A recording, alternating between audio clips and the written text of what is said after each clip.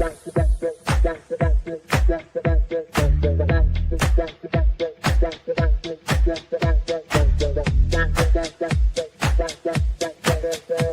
Connections Radio presents.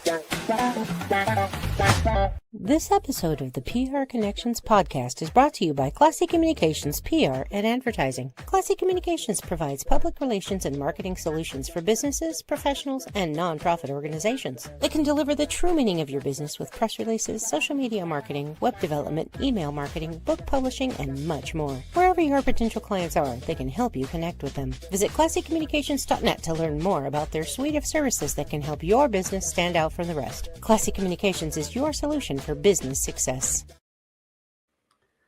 Hello, everyone, and welcome to the PR Connections Radio show at prconnectionsradio.com, the voice of new media. My name is Guy Dawson, and I am your host. And I am, as usual, thrilled to have the opportunity to speak with all of you today. By the way, I would want to encourage you all to follow us on YouTube and all of our social media sites. And I also want to encourage you to listen to this podcast and other podcasts here at prconnectionsradio.com on a host of audio streaming forums out there. Specifically, Spotify and Amazon Music are platforms where you can listen to the PR Connections radio show, as well as all the other shows on our network. I got a topic I wanted to touch on today that is at the core of success in business, and not just success in business. Some of the things that I'll talk about today will also relate to ordinary life beyond just being an entrepreneur or a business owner or a professional in terms of selling things. Because when you look at a category like sales, I think a lot of people equate sales specifically with you've got a product or a service that you want to offer to other people. And so as the salesperson, your job is to persuade them to want to make the purchase from you. But when it comes to salesmanship, what I've learned through quite a few years on the planet, and also a lot of years as an actual salesman selling products and services, is that life is sales. And so some of the topics that I'm going to talk about today are going to relate to, yes, specifically if you're someone who's in business and you want to be more successful in acquiring clients, which is how you are able to monetize the thing that you do. Absolutely, that is the most important thing. If you are a actual salesman out there looking for revenue as a result of the things that you do, figuring out how to monetize is a critical thing. But when it comes to sales in life, so many of these principles that I'm going to be talking about in this short podcast today are applicable to that. And maybe one of the ways that I'll get started is to cover the aspect of sales from life. Maybe before I get into the transactional aspect, I want to talk about that. So, salesmanship is really the communication of a message or an idea that you have that you feel will benefit other people.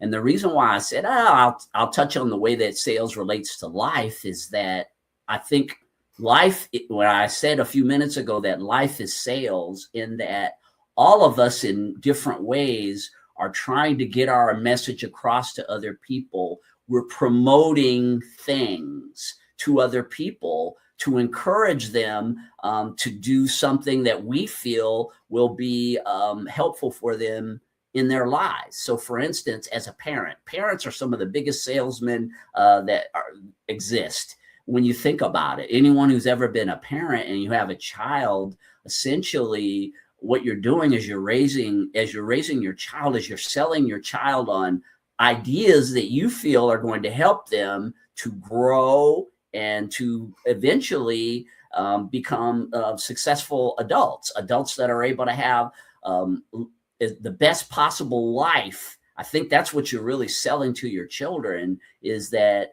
these ideas that you're embedding in them as you're teaching them things as they're growing up, you're persuading people who don't even know that you're persuading them to acquire these ideas because they're going to be a benefit.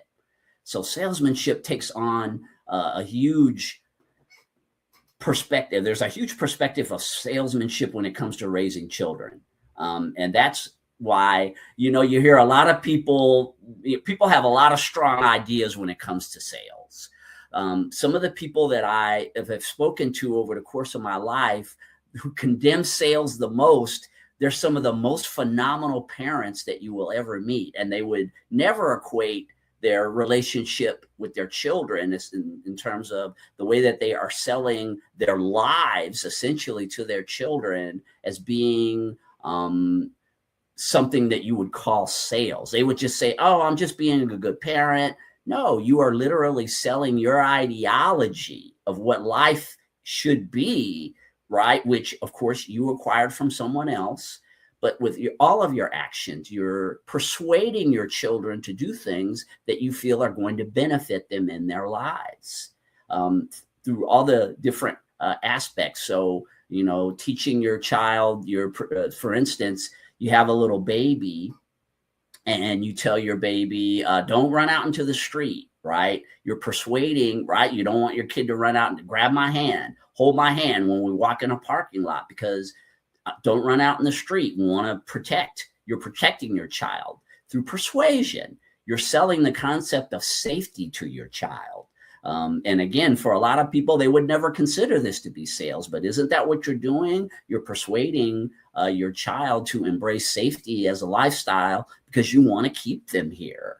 And just so every aspect of parenting, so much you're doing is selling all different types of concepts, these things that you're teaching, these life principles that you're teaching your children. So yes, I've seen phenomenal parents, and they are also great salespeople. But if you actually said to them, oh, you're a great salesperson, a great saleswoman, or a great salesman, they would say, oh, you're crazy. I hate salesmen. And as a matter of fact, one of the things that I've found throughout life is that some of the most persuasive people that I have ever met, essentially some of the best salespeople that I have ever met, are completely anti-sales. It's such an interesting dynamic to hear them talk about the fact that I hate salesmen. I hate how they operate, how manipulative they are. They never tell the truth. I've had conversations with people like this, but when I step back and I look at the way that they conduct their lives, these people are unbelievably persuasive and convincing. They just have their own style and approach to the way that they sell. And so I use children because that's a really, really identifiable metaphor pretty much for all of us. Either we have raised children or we have been someone else's child, and we've been indoctrinated with their ideas throughout our lives. So pretty much everyone on the planet can identify to an extent about what I'm saying here, because either we've had parents who've persuaded us to move in certain directions in life, to adopt certain ideology, or we've been that parent that's been the one that's been guiding a child. And we've been doing that through persuasion. In essence, sales really is persuasion. And that's why it can be used as a metaphor for so many different areas of life beyond just the physical transactions that you get involved in. So sales and persuasion as a life tool is when you feel passionately about things. And this is why I say people who aren't necessarily in the profession of selling can be some of the greatest salesmen on earth, is because people get very passionate about all different types of things. They believe strongly in certain ideologies or certain things. Religion and politics are some of the strongest, and again, easily identifiable. The way that people will really rally behind a certain religion. And we see it all the time where people, they believe in their religion, and part of the messaging that behind that is that they go out and they share that religious ideology with other people because they believe in it and they want to persuade other people to adopt that ideology. Of course, you encounter that with politics. people that get strongly behind a certain political ideology. What do? They want to convince you or others that the ideology that they embrace is the best ideology. And we go throughout and just in so many different, again, I just use those because they're very simple. But when you think about throughout life, all these different messages that we're constantly sharing with people, we're always persuading people to do certain things. And so sales is life. I heard that statement many, many years ago. And I absolutely believe that if you can understand that you are a salesperson, I think also when it comes to the profession of selling, what I talked about a couple of minutes ago, this thought that a lot of people, the negative connotations that a lot of people make when it comes to selling also stops them from being, when they enter, or maybe the messaging that they've received throughout their lives about, salesmen are con artists and they just want to rip you off and things like that. That type of thinking, when a person actually gets into business or becomes a professional on down the line, and they have to actually go and do transactional selling, that can be a real hindrance. A lot of times I see where people will carry some of the baggage, the things that they've been taught, and then they end up in a position in life where they actually want to grow. And entrepreneurship certainly is a opportunity to grow. Learning how to create transactions in business can just have such an incredible impact on your life for the good. Learning how to be able to create a product or a service and sell it to another person and receive money again. And then the things when I'm talking about selling, I'm talking about providing value. Right. So, one of my big things about salesmanship, and this is, it doesn't matter if it's the selling that we're all doing in life, where we're selling our ideas or ideology to people, or the exchange of goods and services, ultimately it's all about value. So if you're someone, you are wanting to set your kids up for a good life, and what you're doing, you're convincing them as they're little children, maybe, 2, 3, 4 years old, you're already starting to teach them about the value of education, let's say. Well, you're essentially selling the fact that getting a good education is something that's going to give them a better life. Well, from my perspective, there's a tremendous amount of value in that, because yes, we know that education can definitely be a vehicle that can improve a person's life.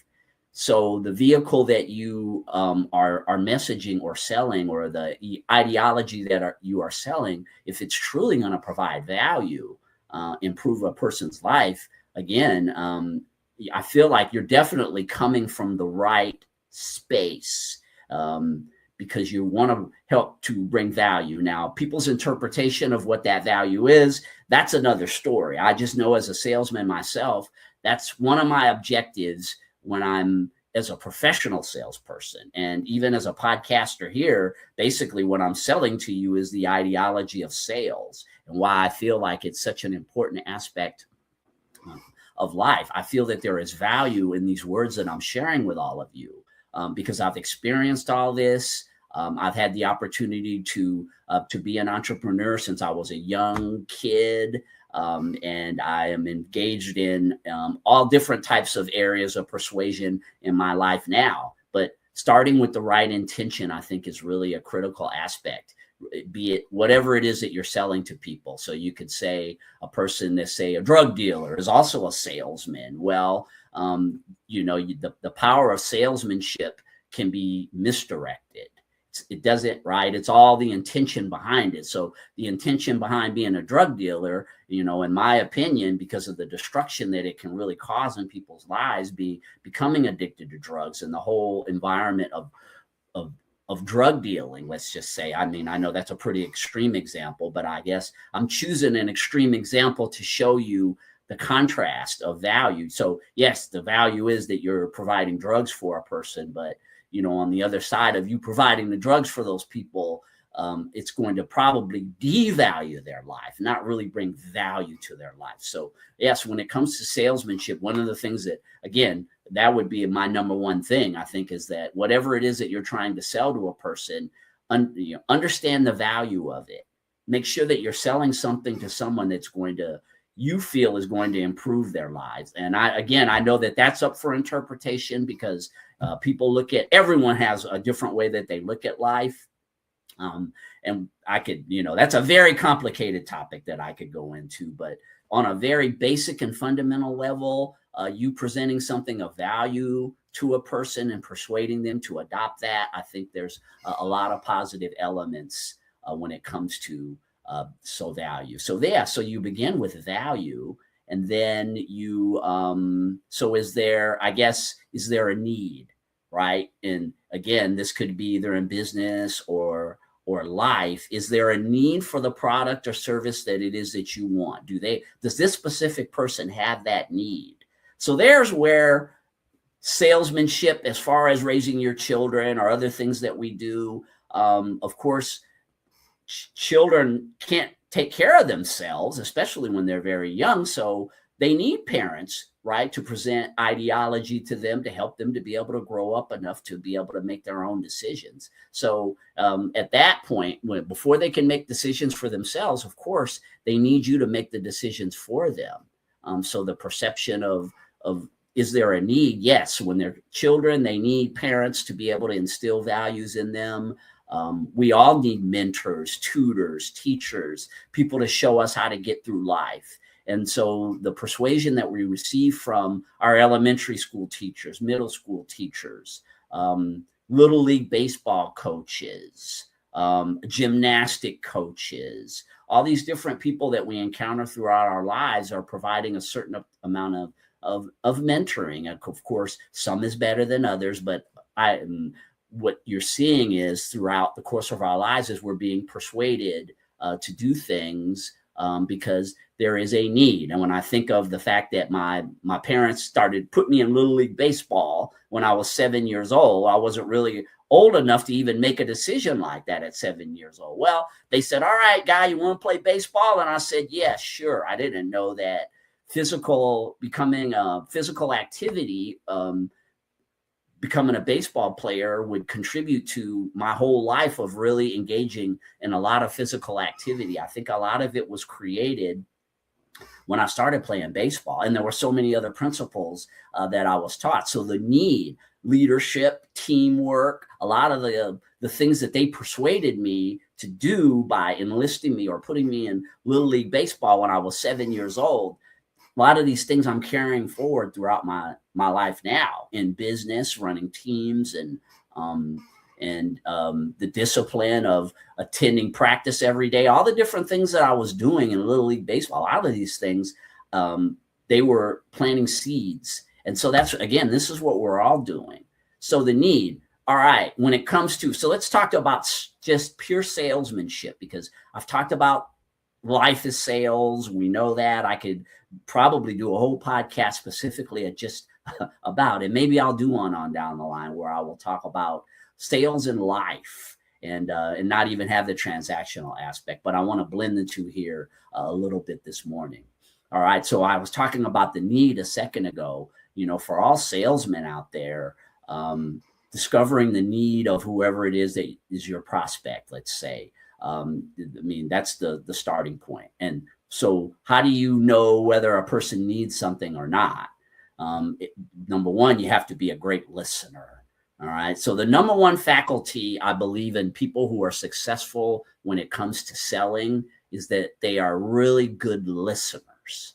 And a lot of the misconceptions that I've heard about people, or a lot of, when you think of persuasion, you think about the words that come out of a person's mouth, right? It's the things that they say. They're able to persuade you with the things that they say, which I do believe is absolutely true. Some people are more persuasive than others. And those people are also usually pretty effective salespeople. And some people have more of a natural gift of that than other people. But I do believe that you can develop persuasion as a specific skill set. I think anyone can become more persuasive. There's a lot of techniques that a person could use to become more persuasive. But the ultimate faculty of a salesperson is being a great listener, because if you shut your mouth you sitting down with a person who you think might have a need. And if you will shut your mouth and you'll just listen, people will tell you exactly what their needs are. You in the conversation that you have with a person, they'll talk about usually a pain point.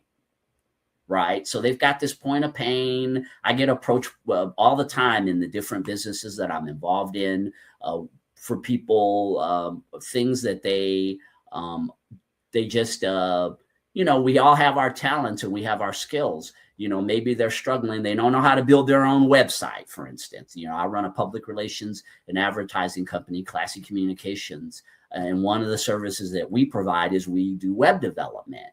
So the person will approach me. They don't know how to physically build a website, or they're not very good at it. And so they'd rather approach our company to take it on to make sure that they have a website that's functional and does what they want to do. So, all right. So they have the problem. All right. Now that's the beginning, right? Right there. As a salesperson, I say, okay, I have a product. I have access to a product that I know will fulfill a need that they have. Now, the listening goes deeper, though, because now I want to figure out to what kind of website do they want. There are so many different kind of websites out there. There are so many different uses of a website.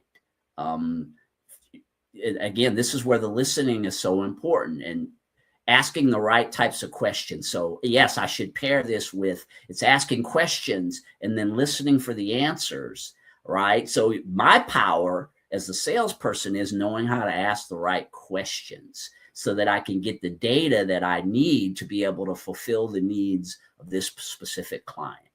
So I ask questions. And again, when it comes to web development, because I've helped people develop websites for almost 18 years, I have a lot of knowledge in that specific area. So I know how to ask the right questions. All good salespeople, all persuasive people are really good at knowing how to ask the right questions. So I would say take a look at it sometime. Either it doesn't matter if it's in your personal life or if it's with some salesperson who you do interaction with sometime soon.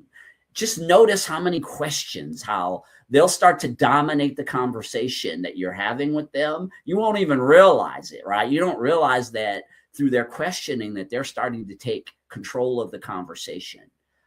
When they're trying to persuade you to do things. And a lot of times when they're trying to figure out what the need is that you have, they know that they have to ask the right types of questions to be able to fulfill that need. So for me, in our company, we have questionnaires. We have a whole system within our company of ways that when we're onboarding a client, for instance, there are specific questions that we are asking in that questionnaire because we want clarity. We want to make sure that we are truly providing for the needs of our client on the highest level. And we have to do that through asking our own questions and then the questions that we have in a specific questionnaire. And that's how we're able to kind of create a profile of the client, what their needs are. Okay, so then based on that, I get together with the we have a web developer who I work with or who our company works with specifically. And now we have a whole profile on this person, what their needs are, the level of detail that they want to get into when it comes to websites. Again, you have websites out there that are just purely brochures for businesses, right? People just want to have a presence on the web and they have a very, very simple website. But there are, websites out there that do major commerce, that are media oriented. I know we at prconnectionsradio.com. If you ever go over to our website, we have an extensive amount of information there. And because we're a media company, we really engage in a lot of content development. Yes. So there's different needs, different websites for different needs. But as a salesperson, the more information that I can get, the more questions that I ask, the more depth that I go into, I'm able to create a profile. And from that profile, I'm able to go back and say, okay, based on our conversation, you said that you had a need. We feel like we can fill that need. And here's the way that we can fulfill it. Put together a proposal. This is how we can help you. Present it to the client. If they like what they see, then we're able to move forward. And I do that in every literally every transaction. It's even the podcasters at the network, prconnectionsradio.com, the ones that we onboard. It's the same thing. A lot of them. So the need when it comes to podcasting, and not that long ago, I did a whole podcast about the power of podcasting and how our network creates really a unique opportunity for people to develop their podcasts. Because what I've learned through many years being on the air is that there's a lot that goes on behind the scenes that enables a podcast to be successful and consistent. And so our network, we specifically have a system that we've designed that helps podcasters to be able to be consistent with what they do. And we make it so easy for them to bring people on the air. But the need of these podcasters is, hey, I have a lot of trouble with consistency with my podcast. Again, I know the need because I've been in the industry for a long time and I've had lots of shows on different networks. I've worked with a lot of people in media. And so through my observations and my experience, I've explored and seen that what the solution that I found when we developed this actual network in which I'm giving you this podcast is they need a system to plug into to be able to get the production done, the marketing done. When they have the framework around them, then they're free to be able to be creative and do the thing that they do best. Not everybody out there is a production person, is able to produce a podcast. They're not all marketing people. They're very good at the thing that they know how to do, and they want to get that out into the world. Well, with PR Connections, you join our network and you can see I'm actually selling you all on PR Connections right now, right? So I'm giving you information that hopefully those of you out there, if you want to show here at prconnectionsradio.com, please reach out to me at info@prconnectionsradio.com, and we can talk about bringing a show onto our network. I mean, there's a lot that we do behind the scenes that will make your life a lot easier as a podcaster. You know, as a podcaster, the thing that you really want to do is express whatever the talent is that you have. So through the questioning is, that's the beginning. And so being a good listener, paying attention to the true needs of the client is huge, because some of the mistakes, and I'm going to wrap this podcast up here really quickly, and this will be a part 2 because I have more things that I want to talk about. I could do full series, I guess, related to salesmanship, because there's so many different elements of it. But this is just kind of a very basic overview. But when it comes to needs, so here are some of the challenges that I see with a lot of salespeople, especially inexperienced salespeople, is that they try to sell things to people who don't need the thing that you're trying to sell to them, right? And I see people waste a lot of time. And this is, again, because of the lack of listening to see what the true need is. You sit down with a person and they don't have any, let's say they don't have any children, and you're trying to sell them life insurance policies for children. Well, you're wasting your time. And I know that's kind of an extreme example, but it's just true. It's so true. I've had so many people approach me and try to sell me things where I've shown no need for the thing. And it's not even something that I even would need. Now, sometimes you have to sell products to people that they don't know that they need. Insurance is one of those, right? So I talked a second ago about insurance. So yes, if I don't have children, or for me now, I have an adult child, I don't have buying insurance for my child is not really necessarily a goal. Now, some people insure their adult children, right? So if you were to approach me, I may not need to know that I would need to have insurance for my adult child, but there are a lot of people out there who take out insurance policies on their adult children. So it might not be something that even crossed my mind. So yes, selling things to people sometimes that they don't know that they need is also a really important thing. But when a person has no desire for the thing it is that you have to offer, yes, maybe you present it to them and then you move on to someone else. The key is the alignment of finding a person. Again, this is specifically in the profession of selling. It's timing. There's so many different things involved. but it's finding someone who's open enough to hear what it is that you have to present to them, the information. And again, your heartfelt belief that what it is that you want to provide for them is going to improve their life on an energetic level, people can really sense that. People don't really buy, by the way. Again, I know there's going to be definitely a part 2 and a part 3 to this presentation, because I can talk so much about the connection that you make with people when you sit down and you start prospecting them, and how important that is, that you pay attention, right? That people on an energetic level know if you really are trying to sell them something that's going to improve their lives, or if you're someone who's trying to con them. It's energetically, people know when they're being conned. That's why a lot of people get these, the reputation of sales is sometimes tarnished by people because they approach it from the wrong perspective. But yes, when it comes to need, that's a really important thing. Make sure that people need the thing that it is that you want to present to them. Not everyone needs the product that you're selling. Spend your time working on those people. And of course, find the timing of it, making sure that when you want to present it to a person, they're in a position. Sometimes it's not that they don't want what it is that you have to sell. It's that they're just not, the timing isn't right. And that's one of the reasons why having a sales system where you continuously are following up with people is so important, because no doesn't always mean no. I do believe that. That's one of those mantras in sales. Sometimes no just means right now, but there are times when no means no, because you're offering something to someone that they'll never need. Don't waste your time with people like that. Find people out there who will legitimately need the thing that you have to sell, and spend your time, invest your efforts, your skills in convincing them of how important the thing is that you have, and that you are the person to bring that, provide that for them. So anyway, yes, I got into this.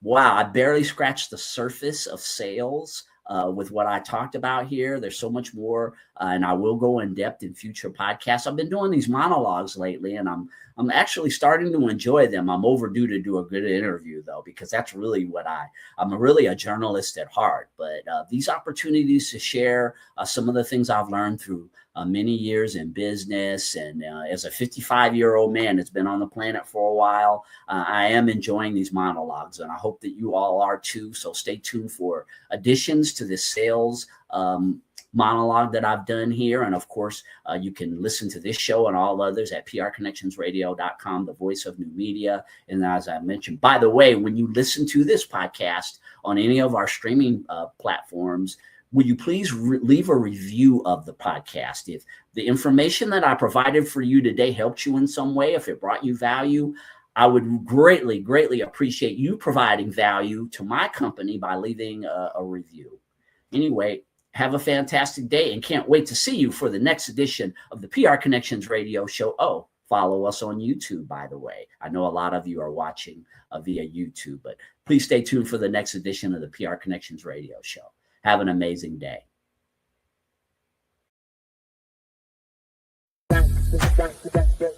PR Connections Radio thanks you for watching this podcast. Check out more episodes of this show and our others at prconnectionsradio.com.